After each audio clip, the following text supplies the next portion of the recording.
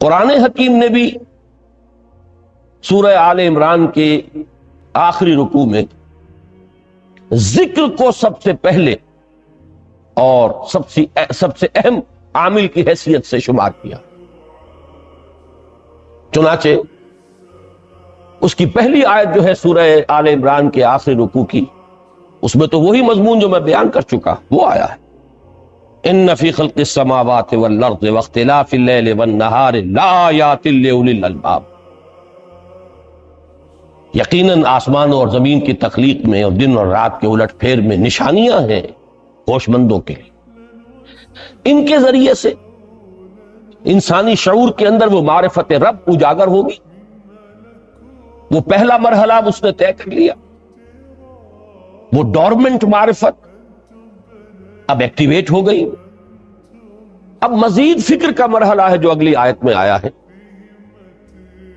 الذین یذکرون اللہ قیاما وقعودا وعلی جنوبہم ویتفکرون فی خلق السماوات والارض ربنا ما خلقت ھذا باطلا سبحانک فقنا عذاب النار.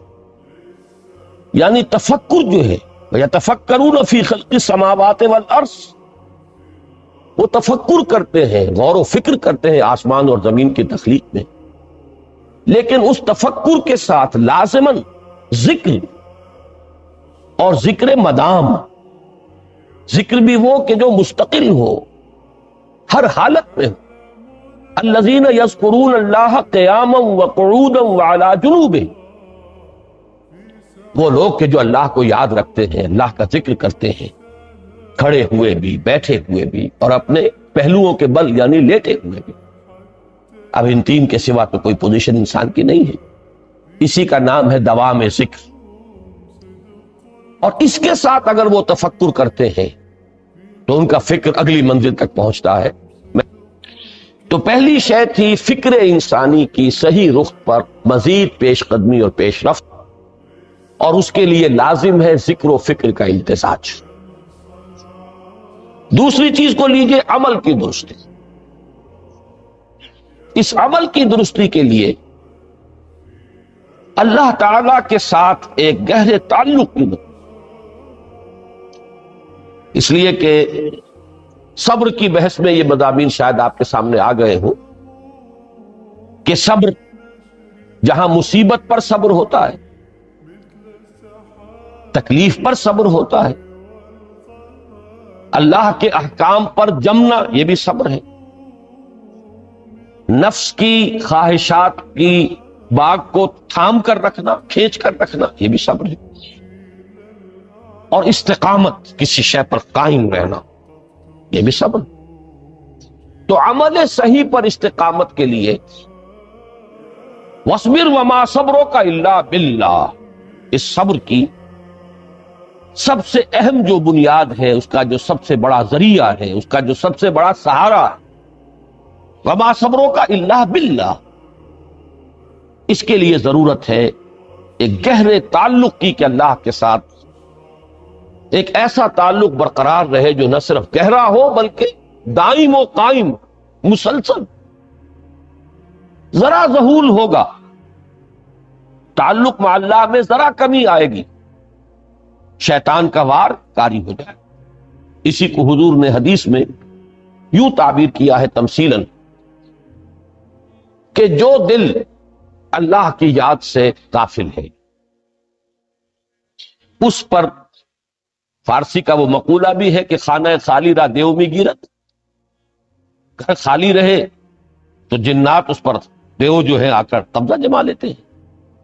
تو خانہ قلب جو ہے اگر یاد خدا بندی سے خالی ہو گیا تو شیطان ابلیس لعین اپنی تھوتنی ٹکا دیتا ہے.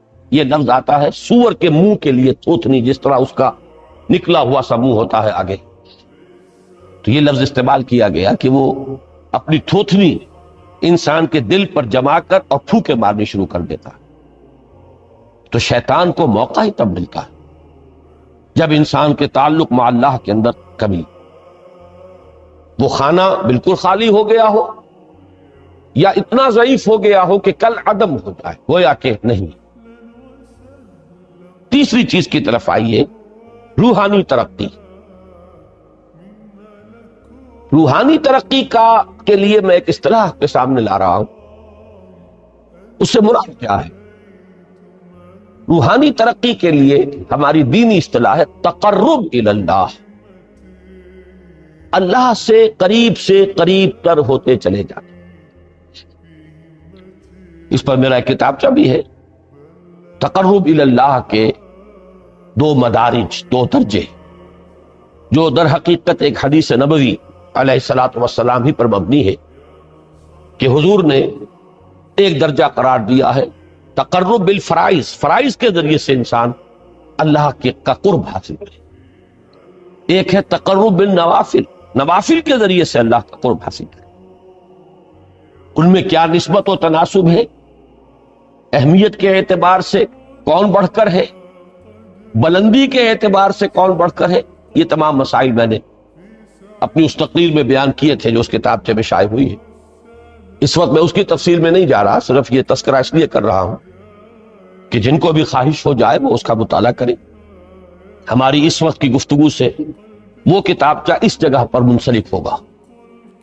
تو تقرب الی اللہ، یہ تقرب کوئی فزیکل فینومینن نہیں ہے، جسمانی یا مادی مسئلہ نہیں ہے۔ اللہ سے قرب یہ نہیں ہے کہ کوئی کروڑوں میل کا فاصلہ ہے، اب ہمیں وہ رسی پر چڑھنا ہے اوپر بڑی محنت اور مشقت سے۔ فصل تو ہے ہی نہیں، فاصلہ ہے ہی نہیں، بعد ہے ہی نہیں۔ نحن اقرب الیہ من حبل الورید، ہم تو انسان سے اس کی شہرگ سے بھی زیادہ قریب۔ ہوا معکم اینما کنتم، وہ تو تمہارے ساتھ ہی ہوتا ہے جہاں کہیں بھی تم ہو، بس صرف یہ کہ تمہاری توجہ نہیں ہوتی، تم اور چیزوں میں مشغول و مصروف رہتے ہو، تم ہماری طرف دھیان ہی نہیں دیتے، تم ہماری طرف متوجہ ہی نہیں ہوتے۔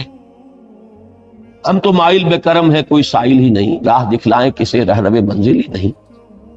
انسان جب متوجہ ہو جاتا ہے اور بڑھتا ہے، آگے پیش قدمی کرتا ہے روحانی اعتبار سے، تو یہ ہے در حقیقت تقرب الی اللہ، اور اسی کو ہم کہیں گے روحانی ترقی۔ اب ان 3 چیزوں کو اگر آپ نے ذہن میں جما لیا، پھر میری بات کی ترتیب اس کو ذہن میں قائم کیجئے۔ ہم چلے کہاں سے؟ کہ دین کے ساتھ اصل مناسبت فلسفے کی نہیں، حکمت کی۔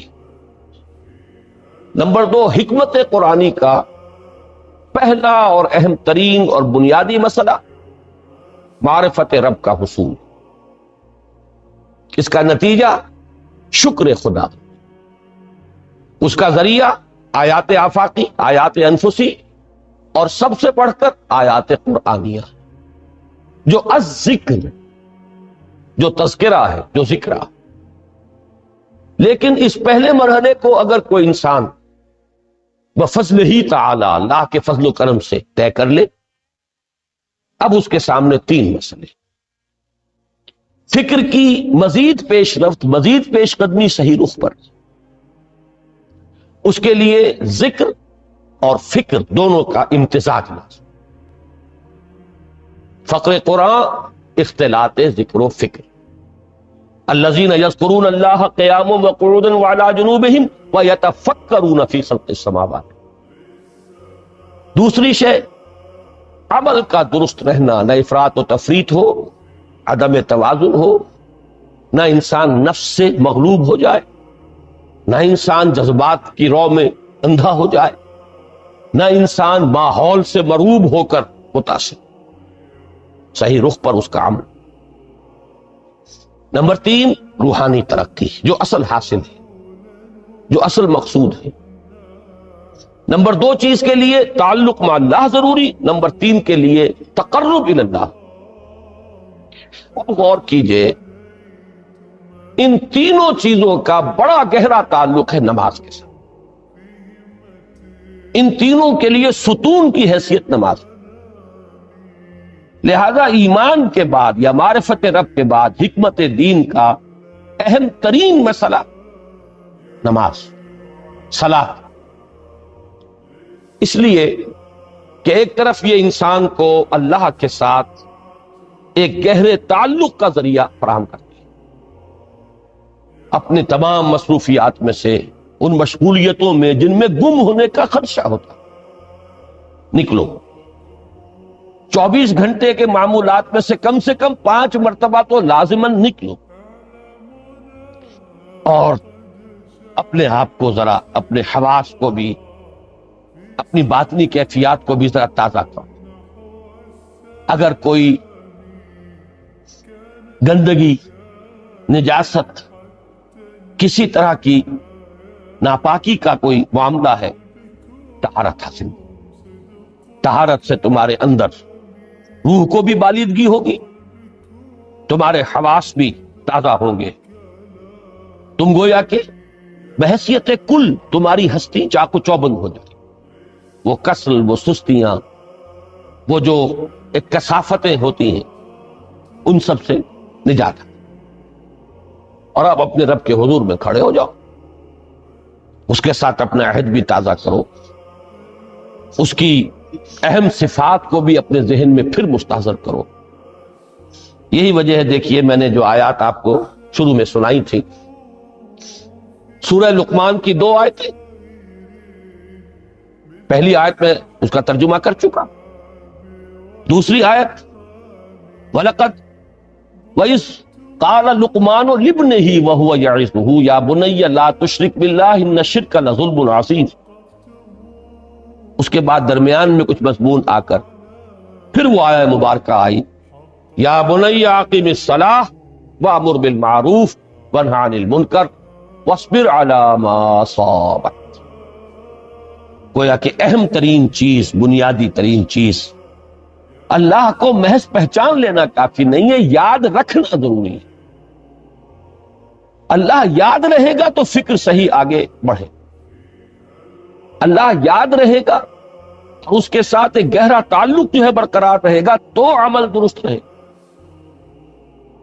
بالکل یہی بات سورہ طٰہٰ میں جو پہلی وحی حضرت موسیٰ علیہ السلام پر ہوئی، اور پہلا مخاطبہ ہے، چونکہ حضرت موسیٰ کو یہ انبیاء کرام کے مقدس گروہ میں ایک امتیازی حیثیت حاصل ہے کہ ان سے براہ راست گفتگو ہوئی ہے، اگرچہ صرف ایک پردہ تھا، اوٹ من ورائے حجاب گفتگو ہوئی ہے، لیکن یہ کہ کوئی فرشتے کا درمیانی جو ہے وہ لنک نہیں تھا، براہ راست اللہ تعالیٰ نے حضرت موسیٰ علیہ السلام سے کلام فرمایا۔ کلم اللہ موسیٰ تکلیما، موسیٰ سے تو اللہ نے کلام فرمایا جیسے کہ کلام کیا جاتا۔ تو پہلا مخاطبہ ہے، یہ پہلا مکالمہ ہے، پہلی وحی کہیے، اسی میں یہ الفاظ بھی موجود ہیں، اننی انا اللہ لا الہ الا انا فاعبدنی واقم الصلاۃ لذکری۔ یہ گویا کہ حکمت قرآنی کا ایک بہت بڑا خزانہ ہے یہ آیت، کہ خود حضرت موسیٰ علیہ السلام کو جو ہدایت دی جا رہی ہے، میں ہوں، میں اللہ، اننی انا اللہ لا الہ الا انا، میرے سوا کوئی معبود نہیں، فاعبدنی، بس میری بندگی، میری عبادت، میری پرستش، میری محبت، اس کو اختیار کرو۔ وَأَقِمِ الصَّلَاةَ لِذِكْرِي، اور نماز کو قائم رکھو میری یاد میں۔ بلکہ اسی سلسلہ کلام میں آگے چل کر سورہ طٰہٰ میں آتا ہے، کافی گفت و شنید کے بعد جب حضرت موسیٰ نے کچھ معذرت بھی کی، کچھ دعائیں بھی کی، اللہ نے ایک دعا قبول بھی کی کہ ان کے بھائی کو بھی شریک کر دیا، حضرت ہارون کو بھی۔ اس کے بعد پھر جب فرمایا کہ اب جاؤ فرعون کی طرف، تو اس میں فرمایا وَلَا تَنِيَا فِي ذِكْرِي، اور دیکھنا یہ جو عظیم مشن تمہارے کندھے پر آ گیا ہے، بڑا بھاری اور کٹھن ایک فرض ہے جو تم پر عائد ہو گیا، اس کے لیے سب سے بڑی تمہارے پاس جو قوت کا ذریعہ ہے وہ نماز۔ عقیم فلا تنیا عن ذکری، میری یاد میں کبھی غفلت نہ کرنا، اس میں کبھی کوئی کمی نہ آنے دینا۔ جیسا کہ میں نے عرض کیا تھا کہ جیسے ہی وہ تعلق جو ہے کمزور پڑتا ہے یا منقطع ہو جائے معاذ اللہ، تو پھر انسان گویا کہ شیطان کے لیے ایک لقمہ تر بن۔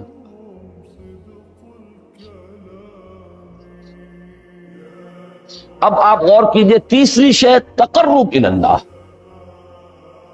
اس کے حوالے سے بھی جو فرائض اور نوافل کی بات ہے اس کو اس وقت ذہن سے نکال کر یہ سمجھیے کہ اس میں نماز کا کیا مقام ہے، اس لیے کہ نماز فرض بھی ہے، نماز نفل بھی ہے، وہ تو ان دونوں میں شریک ہو جائے گا۔ اب اس کو لفظ صلاۃ کے حوالے سے آپ ان دونوں چیزوں کو سمجھیے۔ صاد لام واو یا یہ چونکہ حروف علت ایک دوسرے سے بدلتے رہتے ہیں، یہ جو مادہ ہے اس کی جو خالص لغوی اصل ہے، جو خالص عربی زبان میں اس کا بنیادی مفہوم ہے، وہ آگ جلانا یا آگ تاپنا یا آگ سینکنا، حرارت حاصل۔ لہذا بار بار آتا ہے جہنم کے ذکر میں، اسلوہا، اب جلو اس میں، تاپو اس کو، یہ سینکے گی تمہیں۔ بلکہ تفتلون کا لفظ آیا ہے حضرت موسیٰ کے کلام میں، جب وہ گئے تھے کوہ طور پر، جب پہنچ گئے تو تھے آگ کی تلاش میں، لعلکم تستلون، تو اپنے اہل خانہ سے یہی کہا تھا کہ مجھے کہیں وہ روشنی نظر آ رہی ہے، غالباً کوئی وہاں سے آگ مل سکے گی، ورنہ یہ کہ کوئی رہنمائی کو رستہ مجھے مل سکے گا، میں وہ آگ لے آؤں گا، کوئی چنگاری وہاں سے لے آؤں، لعلکم تستلون، تاکہ تم، اب یہ اصطلاح در حقیقت باب افتعال ہے، اور یہ تے یہاں پر توئے کی شکل اختیار کر گئی، تا نے توبن کی صورت اختیار کی سواد کی وجہ سے۔ بہرحال اس کا سب سے بنیادی مفہوم جو ہے وہ ہے تاپنا، سکائی حاصل کرنا، حرارت۔ اس کے حوالے سے سمجھ لیجئے کہ سب سے بنیادی تعلق اس کا جو ہے وہ روح کے ساتھ۔ روح میں محبت خداوندی کی آگ اگر ٹھنڈی پڑ گئی، اگر محبت خداوندی کی حرارت میں کمی ہو رہی، تو اس کو اثر نو، جس کو کہ میں آج سوچ رہا تھا تو ایک لفظ ذہن میں آیا کہ جیسے بیٹری اس کو ریچارج کیا جاتا، اسی طریقے سے روح کے اندر محبت خداوندی کی اس حرارت کو اثر نو تازہ کرنا، یہ ہے در حقیقت نماز کا اصل مقصد۔ اس لیے کہ اس لفظ کا بنیادی مفہوم، اصل لغوی مفہوم تو یہ، اگرچہ اس کا سب سے زیادہ کثرت سے جو استعمال ہوتا ہے، اور لفظ صلاۃ جس سے در حقیقت جس تصور پر مبنی ہے وہ ہے اقدام، کسی کی طرف متوجہ ہونا اور پھر دعا۔ صلاۃ کا سب سے قریبی مفہوم لفظی جب بیان کیا جائے گا، اس سے مراد، اس کے معنی، تو دعا اس میں اہم ترین ہے۔ کسی کی طرف توجہ کرنا، مناجات کرنا، گفتگو کرنا، مخاطبہ، مکالمہ، دعا، یہ در حقیقت صلاۃ کا سب سے بڑا اصطلاحی مفہوم ہے۔ لیکن جو اس کا مادہ ہے، صاد لام واو یا صاد لام یا، اس کا اصل مفہوم جو ہے وہ تاپنا، حرارت حاصل کرنا۔ تو ان دونوں کے حوالے سے عرض کرتا ہوں، وہ تاپنا اور حرارت حاصل کرنا وہ ہے روح کے اعتبار سے۔ وہ جو کہا اقبال نے کہ مجھے عشق کی آگ اندھیر ہے، مسلمان نہیں راہ کا ڈھیر۔ یہ عشق کی آگ جب بجھ جاتی، در حقیقت یہی تو انسان کی روحانی موت ہے۔ یہ اب یہ نہ رہے تو چاہے منطق میں بہت انسان ماہر ہو۔ مجھے اقبال کا ایک شعر یاد آیا، تقابل کرتے ہوئے ایک انسان محکوم اور ایک انسان حر، آزاد انسان، ان کی نفسیات میں جو بنیادی فرق علامہ اقبال نے مختلف مواقع پر بیان کیے ہیں۔ محکوم ہے بیگانہ اخلاص و مروت، ہر چند کے منطق کی دلیلوں میں ہے چالاک۔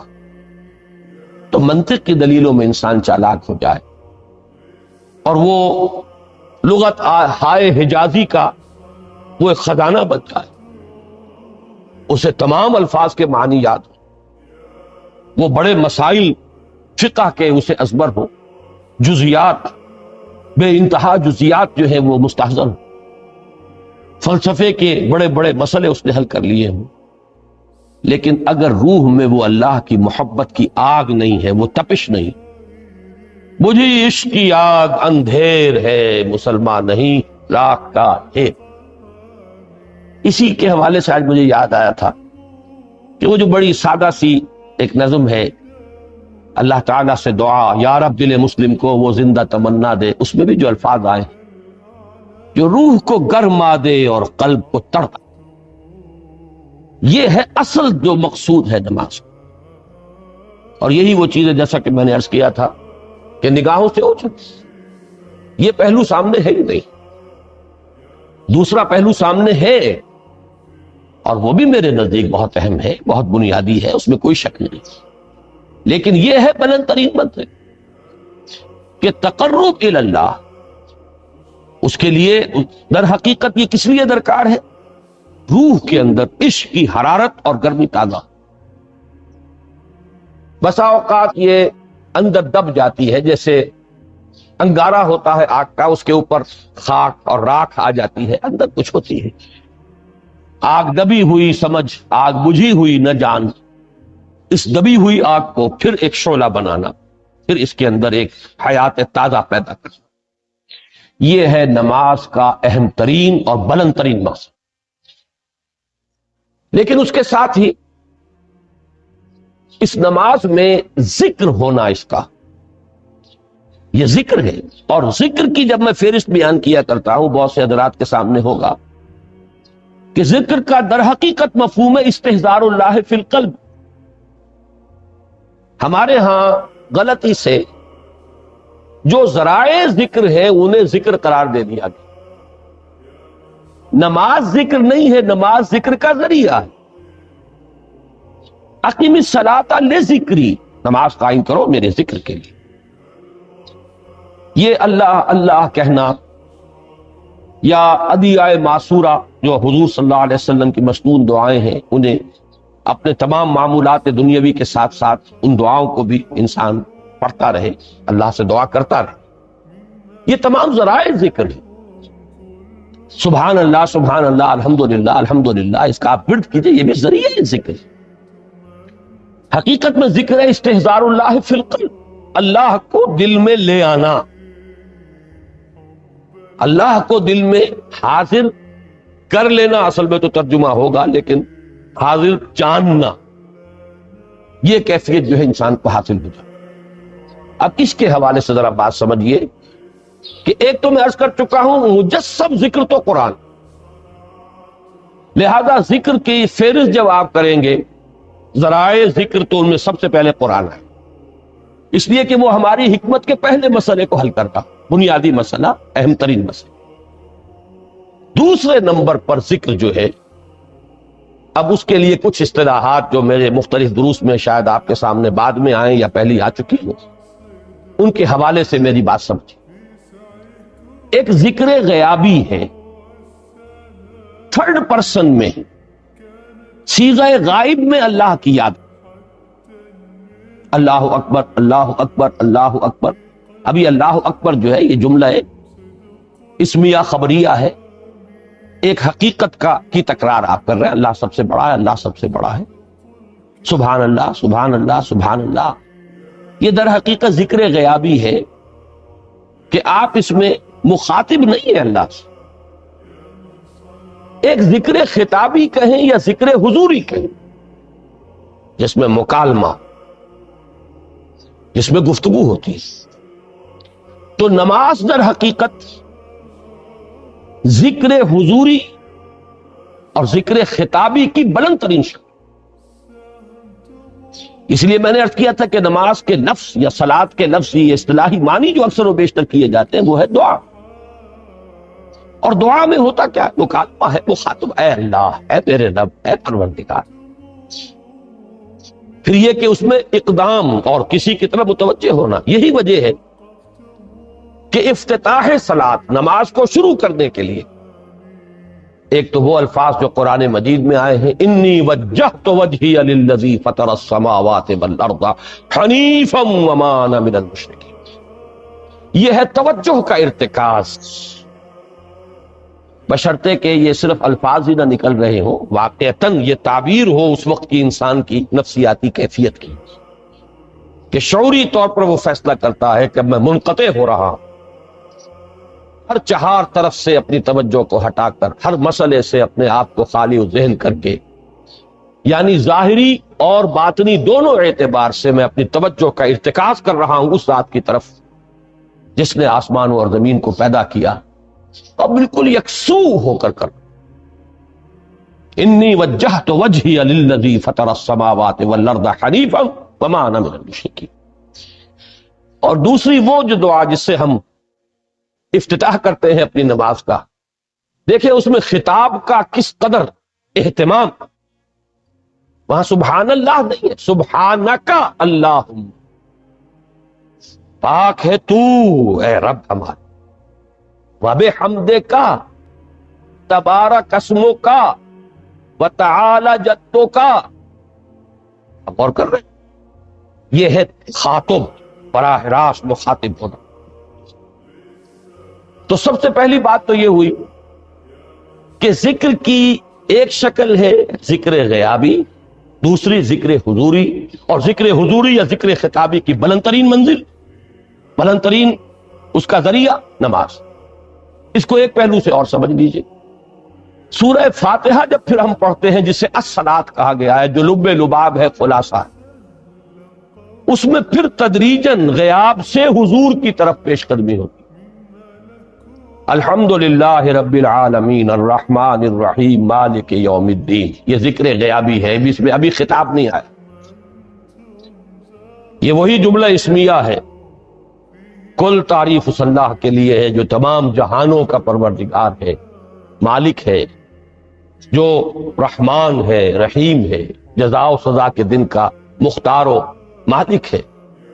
اب یہ غیاب سے حضور کی طرف، ایاک نعبد و ایاک نستعین اہدنا الصراط، یہ ہے وہ. اب پہلے ایک معاہدہ ہے، ایک اقرار ہے، اعتراف ہے، وعدہ ہے، اور پھر دعا ہے، استدعا.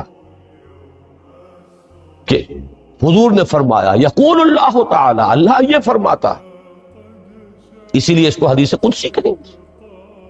قسمت الصلاۃ بینی و بین عبدی نصفین، میں نے نماز کو اپنے اور اپنے بندے کے مابین آدھا آدھا تقسیم کر. اب یہاں تک تو جملہ ہے اللہ کا، یہ ہے حدیث قدسی. اب آگے جو ہے نریشن اس کی جو ہے حضور صلی اللہ علیہ وسلم کی جانب سے ہے، یعنی خبر دے رہے ہیں وہ اللہ کی طرف سے ہی. ویسے تو تمام احادیث ہی گویا کہ ہم سمجھتے ہیں انسپائرڈ تو اللہ کی طرف سے ہی، لیکن یہ کہ جہاں صراحت ہو کہ اللہ کہتا ہے وہ حدیث قدسی ہے. تو یقول اللہ تعالی قسمت الصلاۃ بینی و بین عبدی نصفین، یہاں تک تو حدیث قدسی. اب دوسری عام حدیث ہے، اذا قال العبد الحمد للہ رب العالمین یقول اللہ تعالی حمدنی عبدی. جب بندہ کہتا ہے الحمدللہ رب العالمین، پروردگار کہتا ہے میرے بندے نے میری حمد کی. جب بندہ کہتا ہے الرحمن الرحیم، پروردگار فرماتا ہے ثنا علی عبدی، میرے بندے نے میری ثنا کی، بڑی تعریف کی. جب بندہ کہتا ہے مالک یوم الدین، اللہ فرماتا ہے مجدنی عبدی، میرے بندے نے میری بڑی بزرگی بیان کی ہے، تمجید کی ہے. پھر جب بندہ کہتا ہے ایاک نعبد و ایاک نستعین، اللہ فرماتا ہے ھذا ما بینی و بین عبدی ولعبدی ما سأل، یہ ہے میرے اور میرے بندے کے درمیان. یہ تو معاہدہ ہے نا، معاہدے میں تو دو فریق جکڑے جاتے ہیں، بند جاتے ہیں. یہ میرے اور میرے بندے کے درمیان ہے، اور میرے بندے نے جو طلب کیا میں نے دیا، اس لیے کہ اس میں طلب بھی تو ہے. ایاک نستعین، تیری مدد چاہتے ہیں، یہ طلب ہے. اسی کی شرح ہے جو اب آخری 3 آیتیں ہیں. پروردگار ہم تیری مدد چاہتے ہیں، پروردگار تیری ہی بندگی کرتے ہیں، کریں گے، اور تیری ہی مدد چاہتے ہیں، چاہیں گے. اگر حال میں اس کا ترجمہ کریں گے، زمانہ حال کے اعتبار سے، اس لیے کہ فعل مضارع میں تو دونوں موجود ہیں، شامل ہیں، تو یہ ایک اعتراف ہے، اظہار حال ہے. اللہ کرے کہ وہ واقعتاً صحیح اظہار حال ہو، ہم واقعی اللہ کی بندگی کرتے ہوئے یہ کہیں کہ ایاک نعبد. ورنہ اگر ہماری اصل صورت حال سے وہ مطابقت نہ رکھتا ہو تو پھر تو ایک طرح کا جھوٹ ہو جائے گا، غلط بیانی ہو جائے گی. ایاک نعبد، تیری ہی بندگی کرتے ہیں، اور مستقبل میں کیجئے، کریں گے، یہ ہے عہد، تیری ہی مدد چاہتے ہیں، تجھی سے مدد طلب کرتے ہیں، تجھی سے مدد چاہتے رہیں گے، اس کے لیے فرمایا وَلِعَبْدِي مَا سَأَلَ، اور پھر اس کے بعد وہ استدعا ہے، اهدنا الصراط المستقیم صراط الذین انعمت علیہم غیر المغضوب علیہم ولا الضالین۔ اس حدیث میں اس کو ایک ہی جملے کو لیا گیا ہے، ایک ہی جملے کی حیثیت سے۔ جب بندہ یہ کہتا ہے تو اللہ فرماتا ہے ھذا لعبدی ولعبدی ما سأل، یہ خالص میرے بندے کے لیے ہے، اس بندے نے ایک درخواست پیش کی ہے، میں نے گرانٹ کی، وہ اپلیکیشن، وہ ریکویسٹ گرانٹڈ، ہم نے دے دی، ولعبدی ما سأل۔ یہ ہے اس کی تاثیر کا عالم، بشرطے کے معاملہ و شعور کے ساتھ، بشرطے کے مطابقت ہو ظاہر اور باطن کی، بشرطے کے مطابقت ہو قول اور فعل کی، تو اس کا اتنا اونچا مقام ہے کہ ایک ایک جملہ ادھر ادا ہوا، ادھر اللہ کی طرف سے ریسپانسبل نہیں۔ افلاک سے آتا ہے نالوں کا جواب آخر، اٹھتے ہیں حجاب آخر، کرتے ہیں خطاب آخر۔ حال کس کو سنائیں آپ کے،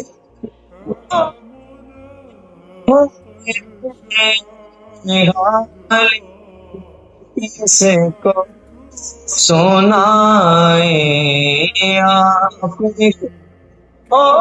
کے، ہوتے ہاں